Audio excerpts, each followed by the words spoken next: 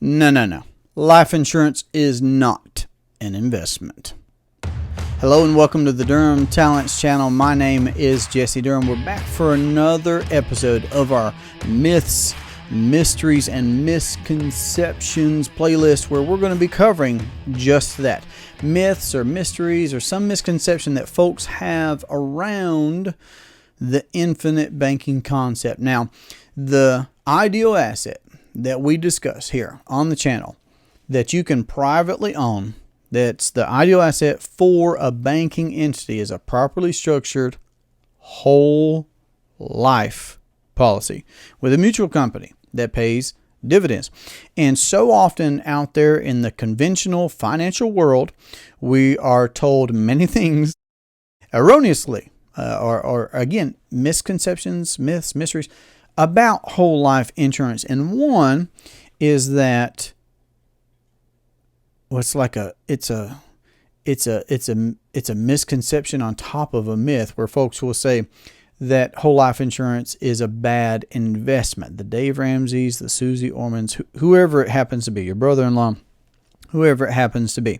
Now, let me say from the start, and I wrote this quote down so I could get it exactly right. I didn't even want to paraphrase it.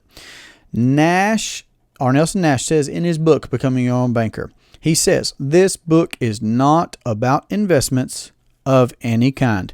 It is about how one finances the things of life, which can certainly include investments. So again, R. Nelson Nash says in his book, this book is not about investments of any kind. It is about how one finances the things of life, which can certainly include investments. Now, that's in the introduction to Becoming Your Own Banker. So especially for folks that want to name drop infinite banking in particular in relation to saying anything about whole life insurance, what I believe is that folks are either speaking from a place of ignorance, or hopefully not malice. Okay, so what I'm going to presume is that folks haven't read Nash's book, so that's why I'm mentioning it. That's why I'm encouraging. It's right in the introduction that Nash says that what he's getting ready to write about is not about investments of any kind. And what he's encouraging people to do is to consider becoming their own banker. That's what I'm here to discuss as well. And the ideal asset that he discusses using for the banking entity is a properly structured whole life policy with a mutual company that pays dividends. Okay, so let's talk about life insurance real quick. I know Nash said that he, in his book, was not going to be talking about investments, but furthermore, life insurance is not an investment. Not an investment. Okay? And we could break that down in lots of different ways, but at its core, at its foundation, life insurance is a way to mitigate risk. You know, you have car insurance for, heaven forbid, you have an accident with your car. Home insurance, heaven forbid, you have a fire or something. Okay, phone insurance. And then you have life insurance because we have a capacity to earn and to provide financially for those that have an insurable interest in us, right? So it's a way for us to be able to offset that risk to an insurance company. And when it's a whole life insurance policy, that's just a permanent product. It's a private asset that we can own for our whole life, okay? And that's going to provide a death benefit for those who would hurt financially from our eventual demise, whether that's now or later. And that's one of the beauties, of course, of whole life insurance, is that you're paying scheduled premiums into this contract that you're going to own for your whole life. It's not just for a term.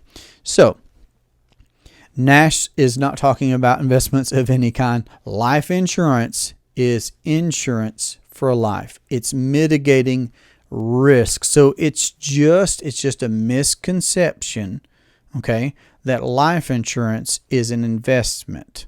Okay. And a couple of points here. So let's talk about investments. Isn't one aspect of an investment that there's some element of risk? Okay, that you could gain, but also that you could lose. Well, with a life insurance policy, okay, and I'm going to talk about properly structured whole life policies with mutual companies that pay dividends. that policy is not going to lose value. Period. Full stop. Not going to lose value. Okay, now let's be really particular here. Whole life insurance policy is a contract. So again, not an investment, it's a contract. When I go through this selection process, I fill out this application with a company. I go through this medical screening. They approve me for this coverage. I agree to pay these premiums. This unilateral contract is I have picked these premium amounts. I'm paying those premium amounts. And all these other responsibilities, all these other obligations are on the insurance company to provide my beneficiaries with this tax-free windfall of capital. I have the contractual right to access capital in my policy. The premiums that I pay are going to forever compound into the future. So there is no loss of value there. The liquidity that I have to access, and that's what we're getting ready to talk about more at length probably in this particular conversation, it will have a capitalization phase, sure, where I can access a portion of or a certain quantity. Let's put it in that way. In this contract, I'm going to have a contractual right to access a certain amount of capital, and that capital is going to grow, and that's going to compound into the future. And it would be relative to what I started to say, just in case you're curious. What I started to say was we're going to be able to access a portion that's relative to the amount of premiums that we've chosen to pay. So if we've chosen to pay X amount of premium, we're going to be able to access a portion of that at the beginning of the ownership of that policy, and then that is just going to grow over our lifetime of owning this policy and using this policy for those that are interested in becoming your own banker. But I'm trying to make some blanket statements, right, to cover some general ground there, to cover a lot of paint on the canvas quickly, because this broad statement of life insurance is an investment, or whole life, if you want to get particular, some people will say whole life insurance is a bad investment. Life insurance is not an investment. Discussing becoming your own banker is not about investing. It can include investing, but it's not about talking about. It's you re-ascertaining the banking function in your life. See, traditionally we are told to abdicate that to the conventional banking system, and perhaps somebody's told us to pay cash for things, but those are the two ways that everything is financed, and everything is financed. Either we conventionally finance or we pay cash for it. Whereas becoming your own banker is you putting yourself in that position again of being your own banker. And the asset that we're going to use is a whole life policy, like I've said. Now, let me just, while we're at it, let me throw out Webster's definition. Webster says life insurance is, and I quote, a contract whereby one party agrees to compensate another for loss through death. Okay, so it's a contract whereby one party agrees to compensate another for loss through death. Nothing about investing in there. It's not an investment. Now, I recently heard a clip from Mr. Dave Ramsey, who I love reading behind. I can't hardly watch and listen to his stuff, even though he's funny, even though he's sarcastic. When it comes to whole life, when it comes to, in particular, him name dropping, and he's because I'm reading one of his books right now. It's on the corner of my desk. His Legacy Journey book. Love reading that book. I don't like everything in that book, but I love reading behind the man. Very knowledgeable, great businessman, great investor, real estate guru, lots of great things I can say. But this particular sphere of whole life insurance and understanding how it can be used, in particular with becoming your own banker, I think it must certainly be a point of ignorance. But I'm just open to having that conversation about the things that he says. Again, my purpose behind this is not to throw shade, but it's actually to shed light. I'm just trying to share the good news that you can become your own banker. We did. My wife and I, our household, we've been doing this for going on 9 years now. We've helped other people to do it as well, and that's the whole intent and purpose, of course, behind the podcast. And that you can be your own banker. I'm just here to be your biggest fan.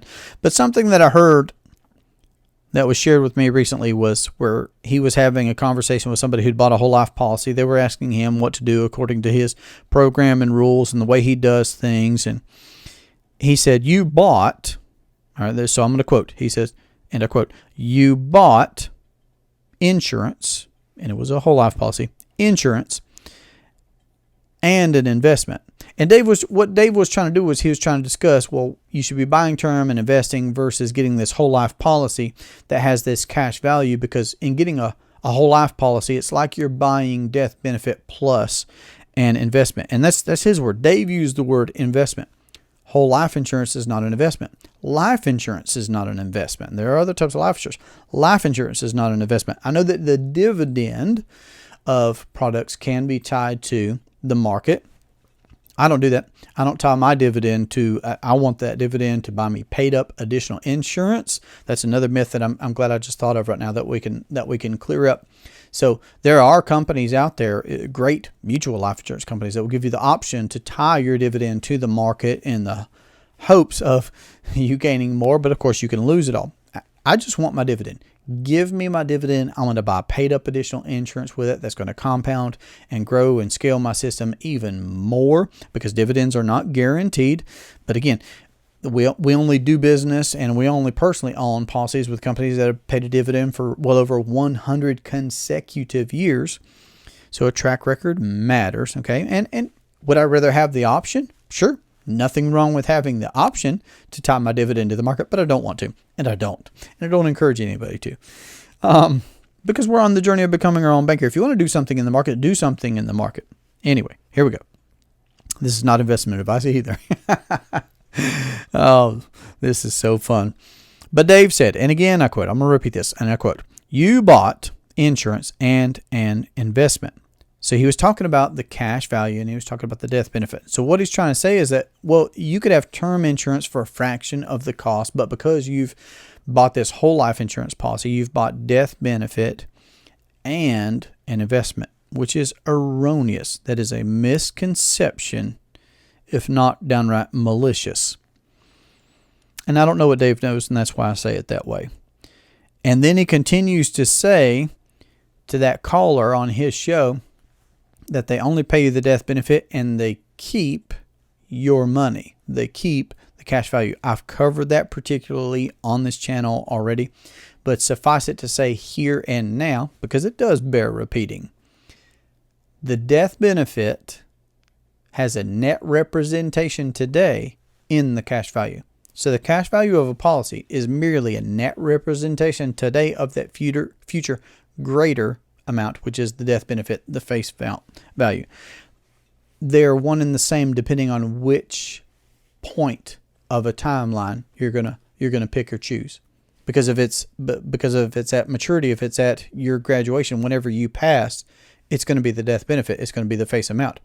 But if you're accessing the capital in its net equivalent here and now, or at some point before that future date, it will be less. Contractually, yes, sure. So no, they don't just pay you the death benefit and keep the cash value. That's not how that works. That is a misunderstanding. But here's what we're addressing in particular here. Dave continues to, he's using words that are not fun to mention for me. Calling folks crook, calling people slime balls, calling people stupid or scumbags or whatever else he says. And of course he calls these life insurance companies the payday lender of the middle class. Again, let me say for my part, I'd love to have a conversation with Dave Ramsey just as much as I would with anybody else. Not more, not less. You know, I'm trying to learn what I can from him by reading his books, and I've listened to his show before, and he's got lots of great information out there. On this particular point, here's what I know. I'm already riding the bike. You can't tell me that riding a bike doesn't work. I've got the breeze in my hair. I've got the exhilaration of going down the hill. It's fun. I'm doing it. Okay, so nobody standing over here on the side who's not riding a bike can tell me what riding a bike is like, or that it's this or that or the other. I'm already doing it and I'm having fun. I don't know what Dave knows. So my only pushback is on questioning what we know and how we know it. What I'm covering particularly today is the idea that life insurance, and particularly whole life insurance, is an investment. It's not. Life insurance is not an investment. Nash says in his book that he's not going to be talking about investing. You can use the infinite banking concept on your investments in your investing strategy because everything's financed, including investments. Investments are financed also. They're financed or they're paid for with cash. Okay, that's it, unless you become your own banker. So you've either got to use other people's money or you've got to capitalize and set aside money for yourself. And there are lots. Oh my goodness, there's so much there. So here's what I'm going to say. If you view whole life insurance as just a traditional part of you wanting to build up a greater net worth, for you to be able to have a tax-free transfer of wealth to the next generation, for you to be able to offset risk that you have in your household or in your business implications on your person, on your body. If you're just looking to buy and have and own and potentially operate, again, I'm trying to speak in the traditional sense of why whole life insurance can stand on its own 2 feet. It's a private asset. It's yours. You can compound your capital into the future by paying premiums into this private asset. You can have the benefit of paying set premium amounts in an inflationary environment. So what I'm saying is you can be using depreciating dollars to own this appreciating asset. Because remember, again, eventually the death or the cash value must eventually equal what the death benefit is over the course of your lifetime. It must end there. So isn't that a constant upward growth trend?